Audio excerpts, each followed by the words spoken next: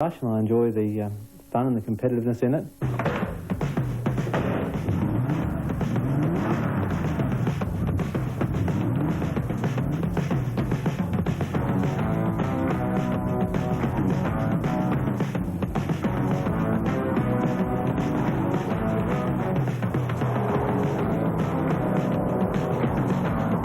A Japanese-entered Ferrari ran out of control on a bend, smashing into two officials. The accident occurred just before a control point at Stewart's Well, 95 kilometres south of Alice Springs.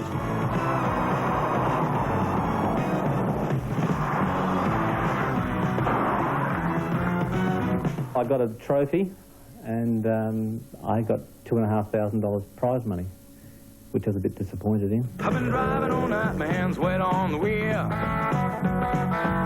There's a voice in my head that drives my heel. It's my baby calling, says I need you here. And it's 4:30 and I'm shifting gear. This is the first legal, organized Cannonball speed event in the world. And away he goes. The registration fee was $7,500, and that was to register into the event. I paid additional for accommodation, flights to get up there, transport for my vehicle back and forth, and ancillary costs for fuel and this sort of thing I paid for. It probably all up cost about $30,000.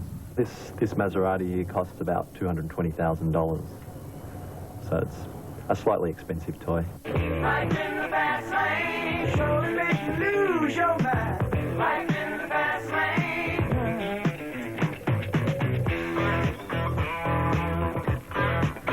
We had the car trucked up there, we brought in a support vehicle, we arranged extra sets of tyres and wheels and things and support parts. And we had a Queensland mechanic and a mechanic from New South Wales as support in case anything went wrong. How much money overall do you think you spent in preparation? About 25,000 Australian without the car at all.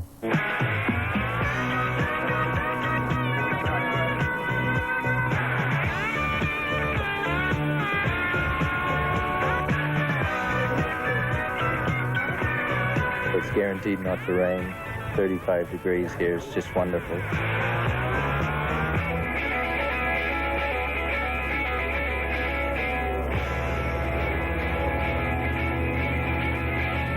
$150,000 was mentioned as the total prize money.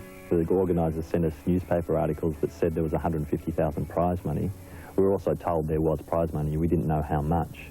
And when we actually went to driver briefing, someone actually asked the organisers, is there $150,000 prize pool? And they agreed there was.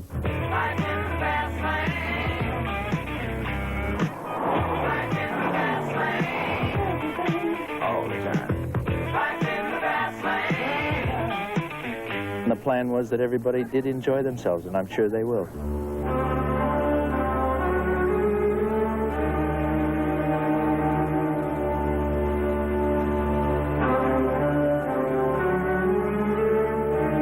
This has been a tragic accident, but that's all it's been, is an accident. We have decided to continue the event as scheduled. Well, this is what I got for my $7,500 entry fee. One very expensive trophy. Well, I rang him up and I said, Mr. Moffat, what happened about the prize money? And he said, it would be forthcoming. So I said, oh, can you tell me how much it is? And he said, not at this stage, but it'll keep you in hamburgers, quote unquote.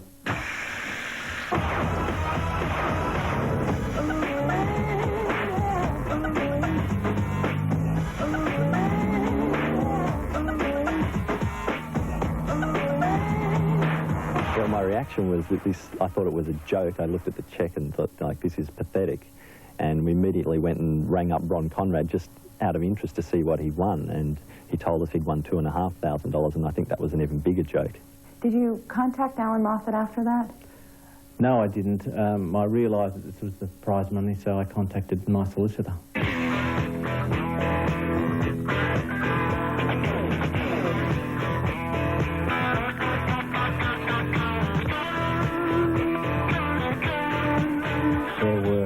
repeated representations made through the press that there was $150,000 in prize money available.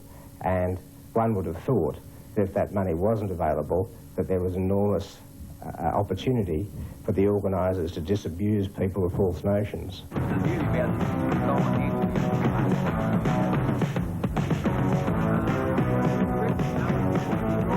It was like a first-class promotion to get you there, but once you got there, there was a bit of a letdown.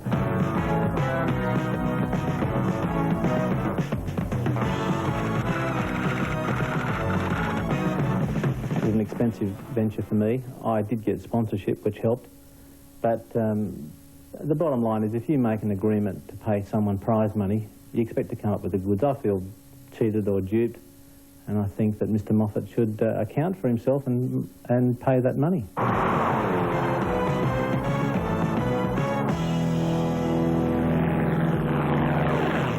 What do you think happened to the money? I think it was misspent. I think that, well, the thing was that the organisers were flying around the world trying to attract competitors. I know they flew to America and tried to attract competitors. They went to Indonesia to try and attract Tommy Suharto. So they were spending money flying all over the world. They had a very nice sort of little limousine service. They had a lot of very nice cars to ferry themselves around during the event, and I'd say that they probably paid themselves some sort of wage which all helped to chew the money up. No more speed, I'm almost there. Gotta keep cool now, gotta take care. Last car to pass, here I go. I don't know if I'd do it if Mr. Moffat was organising it again, but certainly if I would like to do it again. I would probably do the event again, preferably if Mr. Moffat wasn't running it with his organisational crew. I certainly hope it's on, crossing the fingers.